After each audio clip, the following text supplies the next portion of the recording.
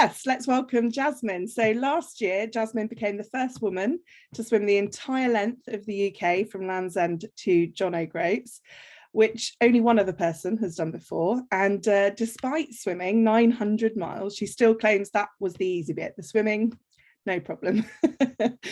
She's no stranger to adventure. In 2020, she rowed solo across the Atlantic, having never rowed before, as you do. And after completing that adventure in 70 days, she looked to take on a new challenge that involves swimming, something she knows how to do and enjoys. So let's find out more. So hi, Jasmine. Hey. Last time we met, we were on the stage at Kendal Mountain Festival, so it's nice to see you again. Where are you today in the world? I'm at my house in Thirsk in North Yorkshire. Yeah, I literally just finished work and ran here. I'm a swimming teacher, so I just finished my classes. I was like, oh, best get back. And kind of did ran in the house. I was like, let the dog out, come back up, and yeah, here we are to a missed call. I was like, are you joining? I was like, yes, I am. And I was going to say, when was the last time you were swimming? But I guess that was tonight. But when was the last time you were swimming for yourself? Yeah, see, that's the interesting one, because I've not actually swam in the pool for probably a couple of weeks, and I've got a children back on Sunday morning in Yorkshire's, and I don't know the last time I did that event, so it's gonna be quite interesting. I'm gonna try. I mean, I could have trained tonight, but I'm here, so train tomorrow night. Yeah, tomorrow night, Saturday morning before I work again. And we'll hopefully not die in a long course pool on Sunday morning. I'm sure you won't. I mean, you've rode the Atlantic. I teach as well. So whenever I have kids complaining about swimming another length, I'm always like, did you know so-and-so swam this long and this long? I love quoting big swims. So I bet you can do that. I swam the entire length of the UK. You can do another length. I prefer it when the kids don't actually know, and then I tell them afterwards, and then the next lesson they'll come to me, because I've only just rejoined again, because obviously I was away, started again in January, and it's they go away, the parents tell them, they come back, and then randomly halfway through the lesson say, did you see dolphins? And you're like, oh, so you know now, do you? Right, okay. Well, let's start with let's go straight into the adventure, because we've had so many lovely questions already, but I think the biggest one is why. So what made you take on this challenge? Why did you choose this swim challenge? Tell us a bit about that. So it's probably kind of broken up into two, why would I want to do a challenge anyway? And that was after the row. I put in so much effort in to get sponsorship, and all the hard work was put in before I actually did the row. I might as well carry that on afterwards, because if I can now get sponsors more easily, I might as well do something else. And then it was deciding what. And so it was, okay, what should I do? I was thinking, I could cycle around the world. I could cycle a Land's End. I could do anything. And I was like, Jasmine, just stick to swimming. You know how to swim, do that. Don't do something else that you don't really know as well. So I thought, okay, where could I swim? I was thinking, I'm going to swim between every Greek island. That would be awesome, because I love traveling as well. And I was like, why don't you just stay closer to home and do something, And then I was actually doing I did a marathon. When I say I did the marathon, I cycled it with Sean Conway, who was the first guy to ever do it back in 2013. I was talking to him, but we were talking about kayaking. We were talking about kayaking every river in Yorkshire from source to mouth. And that was the whole conversation. And I should have spent that entire day asking about swimming. So it was only afterwards everything sort of pieced together. I went, why don't you swim a Land's End John O'Groats? After I'd already considered a coast to coast. And I thought how much effort that would take with the training, with getting a support boat, with getting crew, with the sponsorship. I was like, how far can I go to make the most of all of that? And yeah, it all came down to a bit of a, why didn't you think of this before? Why not? As you do. And I think a lot of people often are like, okay, so because sometimes we all get carried away with our swim dreams, but how do you even go about this? Actually a couple of people have asked, how do you even start to look for support in terms of sponsorship to fund it? finding a decent team to support you. Like, can you talk a little bit about how you even got this off the ground? Yeah, so it was a bit, it did come off the back of the row, at least. So maybe I have to talk about how I got involved in the row. And so to get a sponsorship for that, or people to believe me, being like, at that point when I was looking for it, I was 20 and nobody really knew me apart from just the barmaid that maybe served them a couple of pints and they don't really remember, of like, especially locally anyway. And so that was really difficult to be able to like turn that into, look, I want to do something. But because I proved that with the row, that the sponsorship was then a lot easier for the swim. So I knew that I was going to get the money, but for me it was actually knowing how much money it was going to cost, because it's only been done like twice. It was once done by Sean and I spoke to him, I think it cost him like 15 grand, and that was 10 years ago. And so I was like, okay, it's going to be at least double that.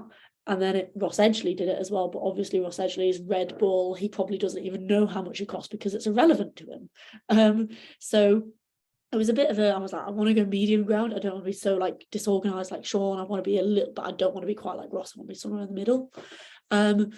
So for the row, the sponsorship came from going to companies. I thought originally, I was like, oh, I'm going to be the youngest woman ever to do this. People want to sponsor me. Who's got loads of money? Oh, Apple have got money. You know, I was like, cool. So I literally wrote to like, Apple, will you sponsor me? I'm thinking, how naive was that? Like, no, they're never going to sponsor you. They're never going to give you money.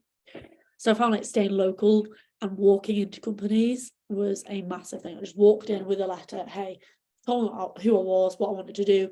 I am from here. I'm from your hometown. Sponsor me. Here's the details. I'll be back next week to chase this up. And I did. If they didn't contact me, I was straight back in there. Look, can you help me? So for the swim, to get that off the ground, it really helped from the row, but I'd already put in the graft, which is why I wanted to do it. I've already said that. But it was then, what do you need? You need a boat. Okay, a boat's quite a difficult one. I was thinking, right, I could buy one through sponsors, but that it wouldn't be the best boat that I really, really needed. And I maybe had like 15 grand limit budget on that. So I was like, who do I know with a boat? I'm already fairly well connected in like the sailing community. I was like, who do I know with one who would be willing to lend it? It's quite a big ask. So I kind of all came down to like a bit, not quite panicky, but I was like, I need a boat. So I thought, I know a guy that had sponsored me for my row that sold his company last year. And I know that he sold it for probably quite a lot. And I literally rang him up. I was at work. I was behind the bar. I rang him up. I said, hey, are you able to talk? He said, I'm currently like deer stalking in Scotland right now, Jasmine.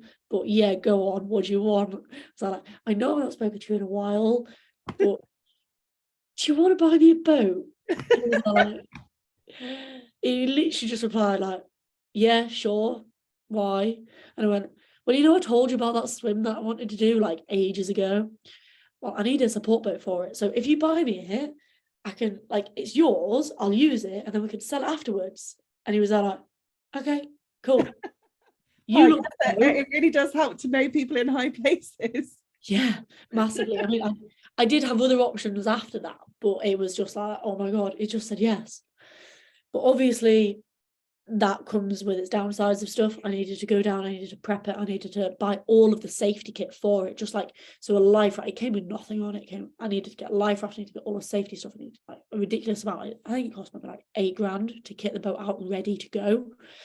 And even now I got an email from the guy that's getting ready to sell it, and it's just like, hey Jasmine, do you fancy coming back down and like taking all of the sponsor stickers off and then buffing the hull? I'm like, so I'm going to travel all the way down to Dartmouth to take some stickers off a boat. Are you actually kidding me? But you know, it's little stuff like this, lots of things. But people don't think about those things after. Yeah. So the boat, it sounds really desirable. She managed to swim from London to Toronto. She got a boat, all of this. The crew, absolute nightmare. Oh my gosh.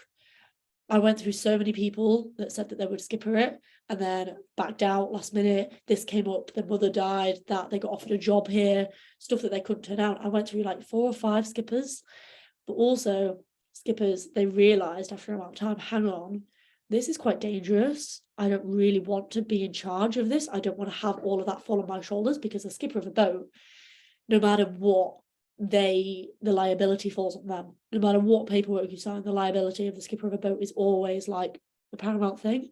So yeah, it was quite difficult to get a skipper that, one, if they're available, why are they available for the whole of summer? Because Yeah, that's their busy time, right? yeah, exactly. But also people that you're going to get along with, they're doing their own cool stuff. So I was never really going to get the perfect person. And so I didn't. And it was a bit kind of like not great, inexperienced, lied about the quals. I was more experienced with actual sailing than they were. And bear in mind, I've only ever done 1,500 miles of actually like sails up. So it was a little bit kind of like, and the crew, getting crew, then suddenly they needed to leave for a certain reason, and then deadlines, knowing where you're going to be at a certain point was just impossible. And we overran by 3 weeks. I told all of the crew we're going to be done definitely by the end of September, so I had no crew booked in after that. So it was a bit of a nightmare. And did you so okay, so I mean, I think that kind of answers a lot of the questions, in the sense that it is really difficult to pull that all together. But did you ever start thinking, I need to train for this? Like, how did you prepare yourself for this? Yeah, so I was training before I actually did anything really in terms of like the organizing. So obviously I've swam my entire life, like pool, competitive swimmer. I did open water as well, but mainly like it was always competition. So I've swam every day of the week for training since I was probably like 10. So I knew I could swim. It was then after the row, I was like, I know I can still swim because I'm still doing races, but I need to swim for longer. So since October the previous year, so I had over 6 months worth of swimming, and I was swimming every day, but I would aim to do further. So on a Monday I swam for 4 hours straight. On a Friday I swam for 4 hours straight. Tuesday night was club training, so for like an hour and a half. Wednesday lunchtime, because I worked a Wednesday night. Thursday again I did like a lunchtime set. And then I had my weekends off, so when I say swam every day, weekends don't count because I normally work a lot on a weekend because I work in a pub. Yeah, so my training was that, but obviously a lot of the time, so I would try and do 8 hours a week. I would definitely always hit my Monday and my Friday because they were the ones that mattered. They were the distance of me swimming. Now you might laugh at this, but I don't like the cold. So I didn't go outdoor training until April or May. It was probably later than that. I was like, I am not going outside until like late when it's slightly warmer, like it's acceptable to go out. Then I started lake swimming, and I would go swimming in the lake. Because I got offered like a private lake, literally like 2 miles from where I live. So I'd cycle there, get my wetsuit, swim for at least 2 hours, because I've got to get my body used to the wetsuit. It wasn't me for the distance, it was my body for the wetsuit, because I know chafing and all the rest of it. And yeah, it's just getting your body used to stuff. And so you set off, like, remind us of the date that you started and the date that you finished. Set off on the 1st of July and finished on the 18th of October. So yeah, that's that weather window at the end. I mean, although the sea's often warmer at that time of year, it's less predictable, isn't it, in terms of weather windows? And you had a few really dicey moments, and you know, swam through the Corryvreckan without even planning that. Yeah. When you say it's warmer that time of year, it really was not. By the time I hit Scotland, I don't know whether many people do much Scottish swimming, but the water up there all year round is a lot colder.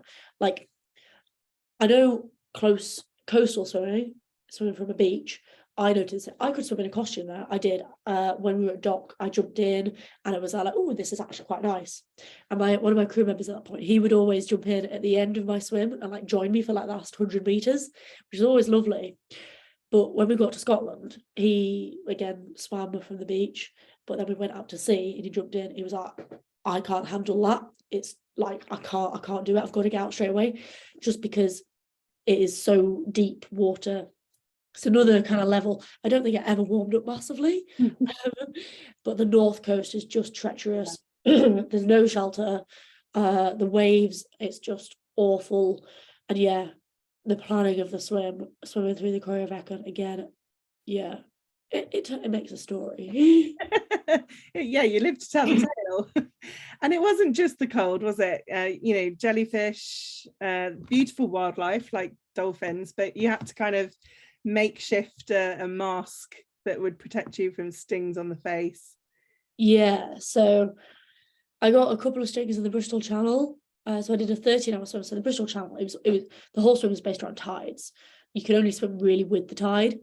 And I learned that from starting to cross Bristol Channel, we got the tides wrong, and I swam for 6 hours, like really like proper swimming. And I made 2 miles because I was going against it. So that was a bit of a bodge on that one. So I ended up swimming for 13 hours in the Bristol Channel, like tacking basically. And I took a massive jellyfish sting to my face because at that point I was just swimming with a hat on. And that was just the worst. But the jellyfish mainly got my feet because I'd avoid it with my head and my body, and you forget about your feet completely, and then they get the tentacles on them. But the problem with, you might all know, but it's not just the initial sting. I don't really care for that. The cold kind of numbs it. But afterwards, when you warm up, the sting basically would spread up my legs, which kind of like, yeah, I don't really know how or why, but just made them unbelievably itchy. And I couldn't actually sleep because they were so itchy. And I was like, right, socks on, gloves on, mask on. I don't want that to happen again. Yeah. I mean, there's so many different tales. Every time I talk to you, tell me something else that makes me just like I'm in awe. But let's just talk about some things that people always ask. What did you eat? How did you plan for your feeding? How did you rest? So it was a bit of a mixed one because every day was different. But for the majority, we would basically go out when we got a weather window. It would be for a good few days. We'd go out for 4 days, 5 days maximum. Before one, we ran out of water, drinking water on the boat. Before we also ran out of fuel because obviously we're going back and forth from our drop point. So 5 days would be going out maximum at a time. At that point, I'd be doing 2 swims a day. So I had my kayaker, so I'd be doing night swim, day swim, and a bit of half and half, depending on the tides. But it would be swimming for at least 10 to 12 hours every day. And my rest period, I would get 4 hours really worth of sleep, because 6 hours between the tides, but an hour afterwards to kind of like take my wetsuit off, actually maybe get a snack, and then get to sleep. Then an hour to like wake up, probably have some more food, get dressed. Getting dressed, especially when you're so tired and actually you can't be bothered, it takes some time. Yes. Yeah, exactly. And then even just like to get to the drop point as well, to make sure it's exact, get the tracker working, set that up, make sure it was charged. But the food side of it, like after a couple of days, I was so exhausted that I would rather sleep than eat. I didn't have enough crew members on board, really. I had skipper, crew member, then me and a kayaker. But obviously me and the kayaker were always in the water together, out the water together. So between the skipper and the crew member, one of them needed to be awake all the time. So it was 24/7 over 5 days. So they're doing like 4-hour rotations, which means they're exhausted as well, which means they can't be bothered to make the food. I want to sleep. So nobody really eats. That's That's really awful. bad. But I mean, this happened on the row that I just would rather sleep than eat.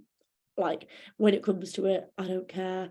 I did eat, and I would make a fried egg sandwich or a spam sandwich. I ate a lot of spam. I literally just tin food. It's so easy when you can't be bothered and you sat there already fully dressed and everything, waiting for that last half a mile before you get to the drop point. Literally a tin and a fork. I'm like, that's it.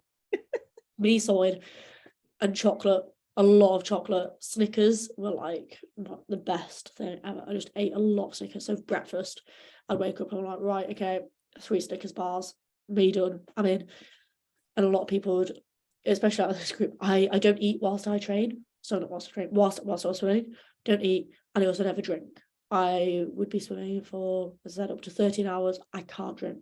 It makes me want to be sick. That's in the pool as well. So I'd swim for 2 hours straight. I'm sweating loads, proper like difficult set. I'd get out, I could go home, and then I would drink like 2 pints of milk. I can't drink whilst I'm in the water. So my body's a bit weird and kind of like hates me, I Oh, think. did you not get cramps and all sorts from like dehydration? No, literally not. Bad. Yeah. I no. I think my body's very used to me not looking after it very well. That it kind of just takes it as a given. Yeah, well, obviously you've it's used to whatever you throw at it, but yeah, it's amazing that you managed to cobble it all together. I think my calves would have been screaming at me for hydration. And so you know, you've told us about some sort of mistakes and things, Bristol Channel. What were your absolute favorite moments? So definitely dolphins. So I love dolphins in a way. Like when I did my row and I was training out of Hartlepool, they would always swim around me. Then on the Atlantic, they joined me a lot of the time. So to be swimming across the Bristol Channel, and every day on the Bristol Channel, there was the same pod that swam with me, and they got to know me, and they were swimming really, really close, like almost scarily close. Like literally, I could stroke one if there Wow. was always a brave one out of the pod, came right up, and I could literally like stroke it, and they would just be diving around, and I was like, guys, they're actually quite distracting because I wanted to follow where they were going, and I'm like, actually, no, I need to go that way. So that was a big highlight at the start. But then the next highlight was actually seeing land, because obviously I swam around from Land's End around the coast and maybe did what, less than 20 miles before I then started to go across the Bristol Channel, and then I was really far out to sea across Cardigan Bay of Wales. My most favourite memory was swimming towards the Isle of Man, because the Isle of Man was the first land that I'd seen for like literally the entire way, and it was just flat calm. It was perfect. That was a heat wave. That was just beautiful. Seeing land was incredible. Again, getting to Scotland, highlight Scotland is just another world, mainly because I'd not seen land again. I swam towards the Isle of Man, then it was away from it again, all across the Irish Sea, till I got up the Mull of Kintyre, which again is what, like 300 miles. Yeah. Wow. Yeah. And one of the questions we had, and I think it's a good time to ask, from John Shanahan, is where does your mind go when you're on a long swim? What kind of things do you think about? Mixed. I tried listening to some music for the start of it, so I got myself some waterproof headphones. At the beginning, I really struggled. Like, I got bored, my mind went everywhere, and the time just passed so slowly. But the more swims that I did, the slower the time passed, and the more happy I was to be in the water. So it would probably took till I was, halfway across the Bristol Channel before I could actually just switch off, because I'm very much somebody that thinks a lot. My brain moves at 100 miles an hour all the time. And then it just turned itself off, and I needed to focus on something good. It was always, when am I going to see one of my friends? It was always, when am I going to see one of my friends? I cannot wait to see one of them. Are they going to come up and meet me here? Is that going to happen? Like, I'm planning things in the future. It was always futuristic thinking. So, oh my gosh, like, let's do this party. That would be amazing. And it was always based on memories as well. I relived a lot of things literally by the second. So you'd go to, I don't know, like you'd see a movie, for example, and I would effectively relive watching that entire movie, but in my head. And suddenly 2 hours has gone, and you're like, okay, that's where it's gone. I just watched like Harry Potter again, but in my memory. Lots of really random things. But I was also really good at switching my head off. But music, not because I was listening to it, but because I had songs stuck in my head, and that I ended up singing myself. So it was really funny, actually. So last night I went to the pub to see my friends, and they had the jukebox on, and then this song came on, and I turned to my friend next to me and I said, "This song, I rewrote the lyrics to this whilst I was swimming, to me." And if you know it, it's Pearl's a singer. And I changed the lyrics to Jazz as a swimmer. And I did the whole, literally, I rewrote every lyric in the song because I know the song. It's really simple. And I just did it all to like me swimming. She's like, she lays down in the water and like carries on. And I'm like, oh my gosh, probably a good like an entire 24 hours was spent just making that song. So yeah, that's the time goes in many different random ways. But I could never think practically. Could never think practically about like what I really needed to. It was always about something random, more fun. And did you have dark thoughts? I mean, you know, you're in deep, cold waters, body tired, lack of sleep, lack of hydration. Did you ever go to a place where that you were like, oh God, how can I get out of this negative cycle? Yeah, sometimes. It would always be another memory that would pop into your head that actually just upset you. And you didn't realize it was maybe going to upset you, and maybe you're just feeling a little bit kind of like tired and everything, so you get a bit more emotional at that point. So it did happen a couple of times, but I wouldn't say necessarily dark. It was just effectively made me sad. Yeah, yeah. And that was like, right, okay, stop. Like, you can't like fill up your goggles with tears right now. Like, carry on. But not really. The darkest thoughts kind of would come based off so the skipper of the boat I didn't get along with, and I got the impression that he didn't like me. I thought he hated me, and whenever he was on the helm, he just seemed to not care, and he never checked up on me. The deal was every 2 hours they wait for me, I catch up, they speak to me, tell me how long it's been, because also I've got no time reference at all. I have no idea whether it's been 10 minutes or 3 hours. I literally don't have a clue, and I would get it wrong every time as well, because it depended what you were thinking about. Sometimes if you thought about something, the time went really quick. Turns out actually it didn't. It was 2 minutes, you know. So the darkest thoughts I kind of have was like when he be trying so hard to catch up to the boat and he would just speed off again, and I was like, Oh my he's God. going to leave me here. I'm going to be left there, and that is it, and nobody's going to know where I am. I'm just going to be left in the ocean, and that's going to be the end. So the darkest kind of came from somebody else, but not like me myself. It was what was happening around me. But again, things would creep me out. So it was whenever you saw something in the water and you realized how deep the water actually was, that freaked me out.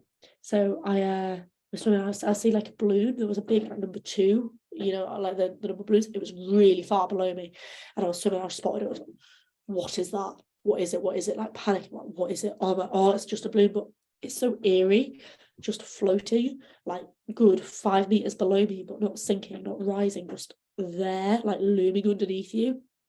And that's a really weird thought. And in my brain, that turned into a body. Right. I was like, like kind of like panic, like start breathing heavily. I was like, swim, get away from here. And then it was like, clear your head. There's not a body in the sea. There's not a body in the sea. But suddenly, well, it could be. There could be. You have no idea. And like more worse kind of things like that. I was like, oh, please don't ever come across something dead.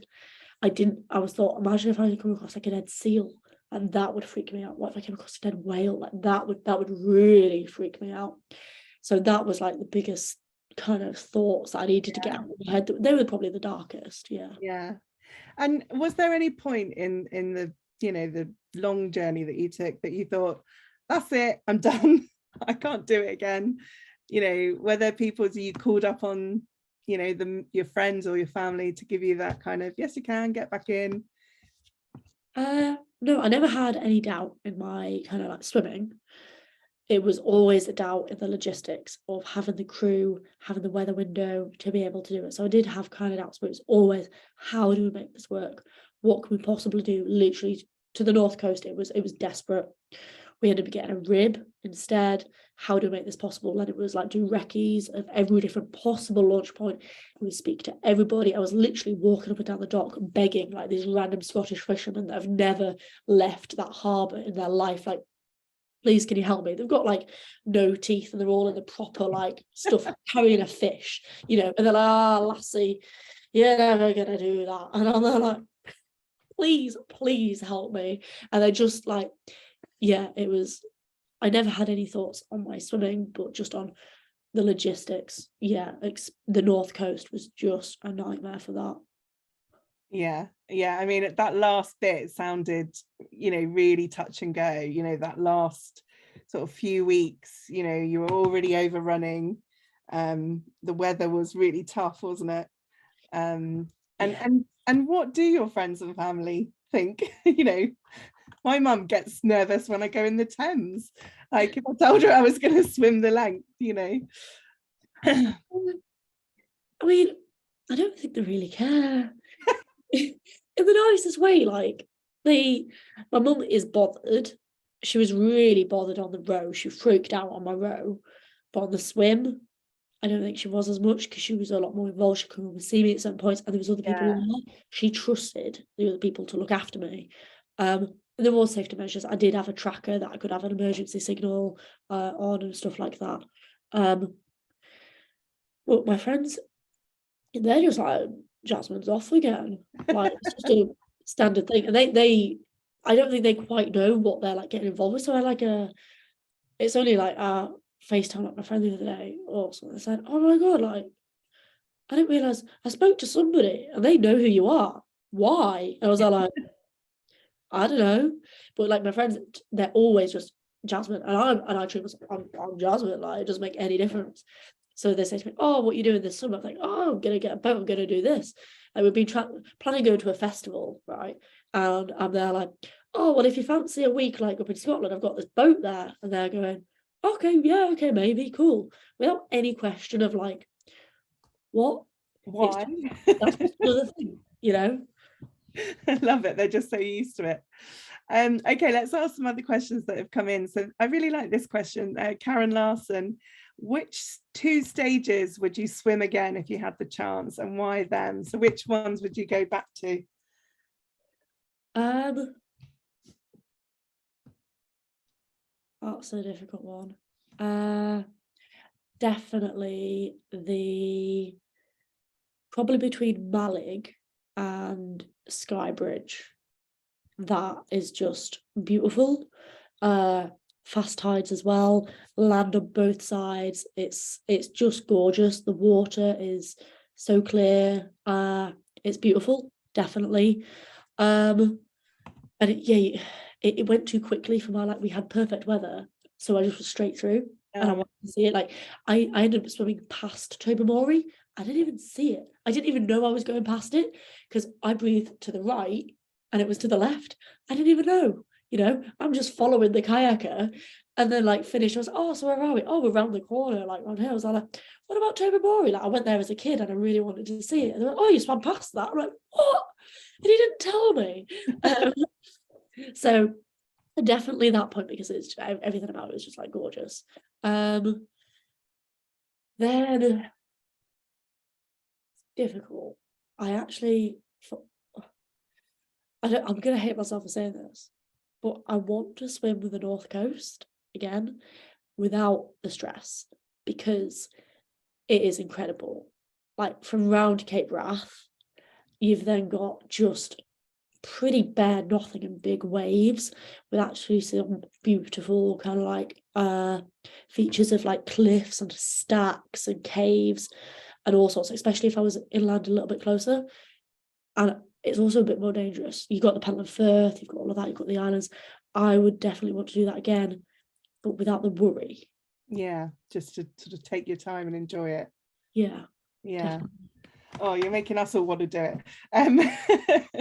I've got some more questions. I've got so many lovely questions. This one's quite nice, from Edward Parks. What lessons have you taken from this adventure, or what have you discovered about yourself? So I've learned that doing something solo is actually easier. The organisation of other people is just the worst. And about myself, that kind of links on from that. I never, this challenge showed me every emotion that I didn't think I was ever capable of having. So I got the angriest I'd ever been in my life. like seriously fuming, and I didn't realize, like, you never know what you will do when you're angry, whether you're going to be someone that just like cries about stuff, or you want to punch a wall, or you don't really know. And I've never been that fuming ever, that I will always compare things to being that angry. I've also never been so scared. So I never thought that I was physically capable of screaming. And it turns out I was, because like a whale came under me in the dark, and that didn't bother me. Well, it did bother me a lot. I didn't scream. It's only on edge afterwards that the dolphins came under, and I just screamed. I was like, oh, you can scream. Well, that's new. Um, little stuff like that. So I have learned an unbelievable amount of stuff, but it was tested by a lot of other people. Yeah, I think it's just, I learned the range of my emotions. Oh yeah, that's right. I knew all of them in a way, but just how much they can be pushed Mm. was a new for me. And immediately I just go, oh right, that happened. We've got to like log that as something, okay, and learn from that one. Yeah, I learned a lot. Unbelievable. Do you think if you let's just say I tomorrow gave you a load of money and another boat to give it all a go again, would you choose your team differently? Do you think that was a fundamental sort of learning there, that it might have been the people that were around you? Yeah, so my team overall was brilliant. They were really good. But it was, it's only afterwards you kind of come to research, or when people go, you're like, why were they there? They were there not for you, because they got something out of it themselves a lot of the time. But also I know that getting the people there, they've got to want to be there anyway, so it's got to be done off a volunteer basis. It's got to be there. So I don't think it could have changed anything apart from actually getting the word out to more people. Now you've done it, there's a lot more people that have heard of it and would say, oh, I'd have loved to be involved. It was just that initial, I'm doing this, and nobody knows, nobody wants to believe that you can do it for a start, because it's just something so random that nobody's ever done before. So actually getting them crew together make it really difficult. So I couldn't be that picky or choosy anyway. It was who is willing. Yeah. And it's a big chunk of time out of someone's life. They might have all the will in the world to support you, but they've got to put their life on pause, as it were, to support it. So yeah, it is a really tricky thing. And I've supported people on their channel crossings, which usually is just kind of a day out your life, but it's so important those people on that boat are there for you, not for themselves. So yeah, I've just been, as you've been talking, I've just been thinking about that skipper and how you could have had a better one. Right, more questions. So someone said Jill Gathercole, I'm really sorry if I'm getting surnames wrong. How did you manage the salt water? Did you get that horrible salt tongue? How long did it take to recover? So the salt water didn't really bother me. I don't know whether because I'm used to it quite a lot anyway, in terms of, like, I lived on a boat for like 4 months in the Caribbean a few years ago, where never any access to like a fresh water or a shower or anything like that. It was just you showered in the sea. So I don't know whether I'm used to it, or I train myself specifically. So the whole salt tongue and Ross Edgley, and sorry if anybody swims in the sea and they get the salt tongue, but it might sound a bit harsh, but I'm like, you're breathing wrong. When you swim, you don't swallow water around your mouth. A competitive swimmer anyway, you breathe in when you're breathing, you breathe out when you're down, so you're ready to breathe in again because you're breathing quickly. And so there should never be an opportunity for you to ever have salt water in your mouth. And if you do, it's because a wave's hit you when you're at this side and you end up swallowing it whole and you choke. Yeah. You shouldn't. Well, I mean, it's a good teacher will tell anyone, it's down to your technique, isn't it? Yeah. So I didn't really suffer from it. The only time that I did a little bit was when I was in the Bristol Channel and I said I had to swim for these 13 hours. The last few hours I was exhausted. I wasn't making up treasures and I was actually swimming against the tide because it got it wrong again and it was just a bit of a disaster. And I'd been stung in the face by this jellyfish and I just didn't care. I was there like, I don't care at all. And so I started really lazy swimming and effectively like messing around. And I was literally like bringing water to my mouth and like spurting it out on purpose, you know, literally like blowing like bubbles. I was sinking down and like blowing the rings, you know. I literally was there like, I was waiting for the boat I was trying to get the boat's attention so they could come back and pick me up. And this lasted for probably like 2 hours because nobody was watching where I was. And that's when I got it a little bit, and it was literally just like a couple of wrinkles on the edge of my tongue. And I got a photo of that, and that was the only kind of time that I suffered with that. Oh, you're very lucky. But you obviously have great technique, Jasmine. And talking about the Bristol Channel, because that really sounds like a really tough thing to be swimming into the tide. And actually, Charles Craven has said, how did you cope mentally when you were against that tide, you know, and you're making no headway? Like, at what point do you kind of, I mean, you were saying there you were trying to get the boat's attention. Like, how did you deal with that? I just got really frustrated. I've learned a lot of stuff out of this, is that what will be, you can't change a lot of stuff. And that is just what it is. So I learned to like stop getting like so angry at certain things, or you can't do that. Like it just kind of, yeah, I don't know. I dealt with it in a really weird way, I think. I don't really know. Just Yeah. kind of dealt with it at the time because you have to, you haven't really got much of a choice. Yeah, exactly. I think. Yeah. That wasn't the best answer to that question, sorry. No, it was what it was. This is a good question, and particularly those who do a lot of pool swimming. How did you have to adapt your stroke from pool swimming to open water, and then also in a wetsuit, because obviously it's a completely different style? So I don't really have the most aesthetic swimming stroke anyway, and I've always been told since I was little that it's better suited to open water, just because I always breathe to one side, and I one arm's really low and the other arm comes out really high. So even in a pool filled with 100 swimmers, my mum can be like, that's her. If we all had the same hats on because of this one arm that just flies out the water instead. So I kind of suited to open water, adapted. I don't think I did. I think you end up naturally. But for me, the biggest thing was my breathing from my turning of my neck. So again, the salt water, the biggest effect that it had on me at the start when I wore a cap was the chafing on the back of my neck from the cap. So, and like my hair just matted completely. So I ended up cutting like the back of my hair off, like all of it gone. So it's kind of grown back. It looks really funny. But that was like the biggest thing, was then learning when I just had a hat on to turn my body rather than just my head, which is what I've been learned my whole life. But then I started swimming with a hood, and the hood stopped any chafing. I didn't get any chafing on my neck from my hood at all the whole way. So I could pretty much do whatever. But I was turning my body definitely rather than just my head. And it Did meant you look at C-section doing that? No.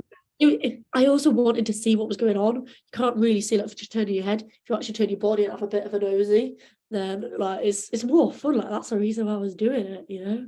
Yeah, well, yeah, of course, gotta have fun along the way. And someone's asked about your swim teaching. What's life like for you these days? Is it largely teaching? Do you still work at the pub? It's very stressful. So literally like this week, it's just been, yeah, life this week. Okay. So I did a talk about my swim, the first ever talk I've done about it on Friday, which was really, really good actually. I wanted to, so I'm preparing for all of that. And then I have been dealing with the mechanics in Inverness about the rib that we ended up having to get. So basically somebody bought a rib for me to use. I owe them back all of the money for it. However, they've been working on it since October, and they finally came out with saying we cannot fix this. So I need to organise somebody to go to Inverness to get the rib, to drive it down to Plymouth to a mate that I've got that will end up actually being able to maybe fix it or take the engine apart to sell it for different bits, and we can sell the rib separately because I owe somebody a lot of money for it. This main sailboat, cruise control, it was the support boat for it all. Again, they're asking me, can you come down, can you buff this, can you anti-foul it, can you do this? A lot of work, like this has happened. At the same time, I'm teaching, not quite every night, but again, swim teacher's a bit awkward with the hours, so literally maybe like an hour a day on average. It's not very good. I'm working in the pub, but I want to leave there because the changeover of manager, like he's all just a bit like, I know what's going on, but I'm also trying to, like, I want to write a book and I want to do that, but I'm also like, I've got so much footage. I want to create a YouTube channel. So I made up my first video of the training for my row over the past few days. So I want to upload that. There's quite a lot of random stuff. There's people with podcasts, and I can't ever really keep up with it, but I also want to get fit. So like today I went out for a bike ride. I want to go out running because my aim for this year is I want to do a triathlon. So I'm like, I've got to get fit again. But again, I'm competing on Sunday. It's all just like, I don't really know. And then I've got my friends messaging me, oh, let's go out for this food. I'm like, I can't go out for food because I don't really earn enough money to be able to afford or justify going for a curry with my mates. Like, do you want to come to mine and I'll make some pasta? So it's all a bit it's a bit interesting. Your life sounds mad and wonderful all at the same time. And someone's asked, have you got any big challenges? I say someone, let me just check the name. What's next? Fiona Fries or Fries. What's next? Have you got anything? I mean, you mentioned the triathlon. Yeah, so this summer, okay, I want to sail. So I've rowed, I've swam, I want to sail more. And I want to sail around the world.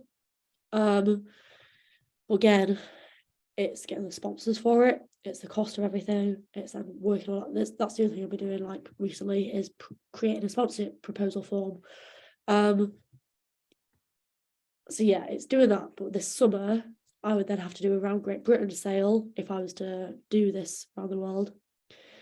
But I also want to compete a lot. I want to do more open water swims because I love competing. I love it. And obviously doing my swim last summer was just against myself. So I want to get back out that. I want to do every different swim. I want to swim across that lake. I want to do this. I want to do that. There's all sorts of amazing ones that everybody will be aware of. I want to just kind of like enter lots of them and just do it because I want to. Like, I like the competition. I like the fun. But then, yeah, I want to do the sail, which means I'd have to do a transatlantic sail this November. And then the following October would be around the world.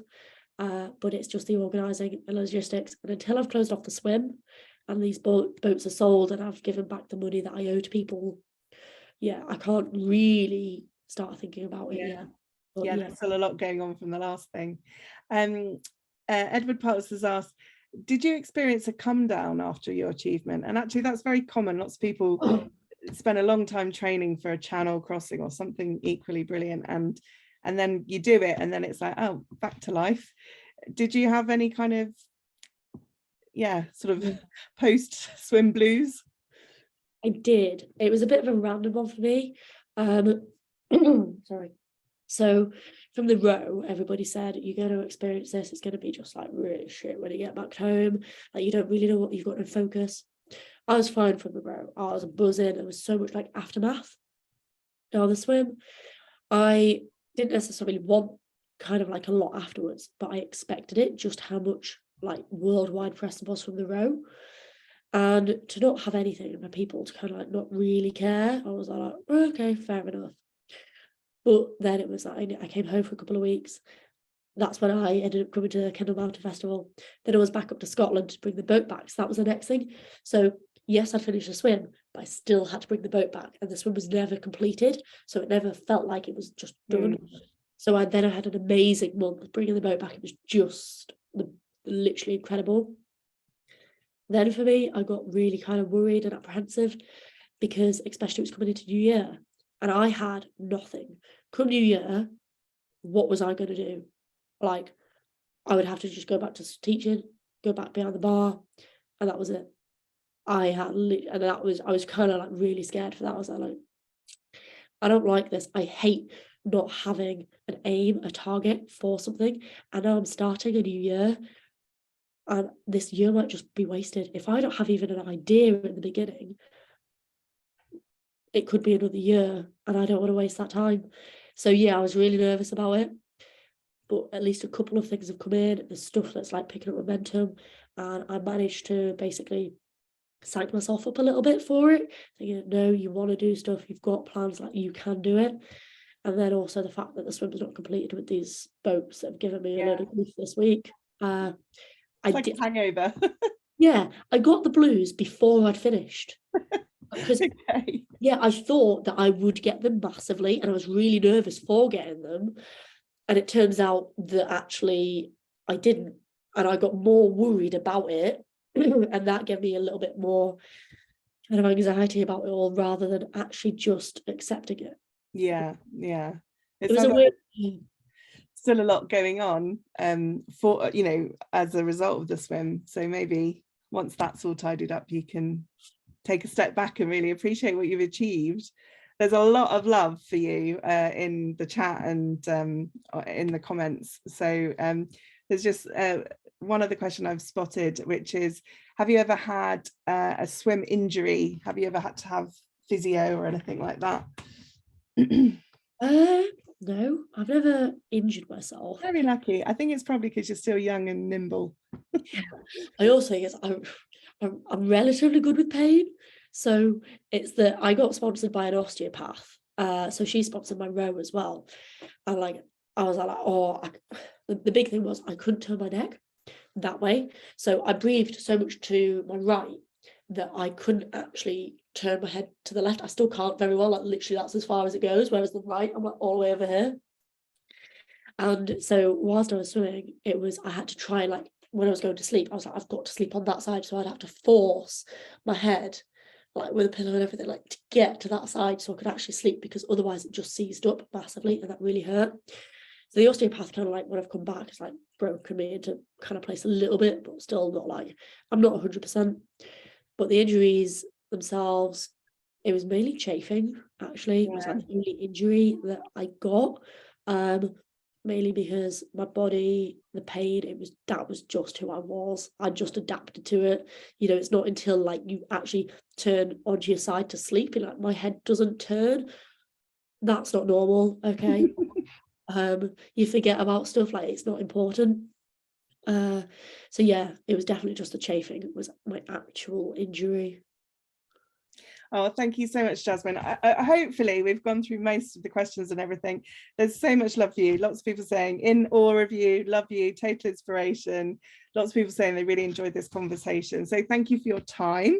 Thank you for writing your piece for the magazine. So if you haven't already read your February issues, Jasmine's also written about her experience in the magazine, so you can catch up on that. And thank you everyone for your contribution and questions. It's been lovely. Thanks, Jasmine, and good luck with whatever you go on to do.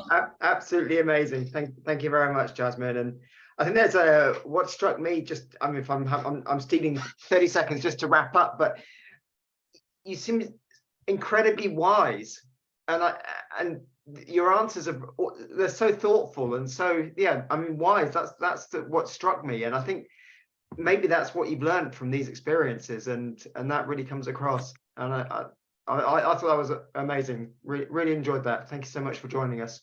No, you're welcome. I find it really strange that like you kind of think that and like you get these responses from it, because I'm very much like I just want to do what I want to do. But also I know that I'm really lucky to be able to have got the opportunities, because a lot of people have helped you along the way.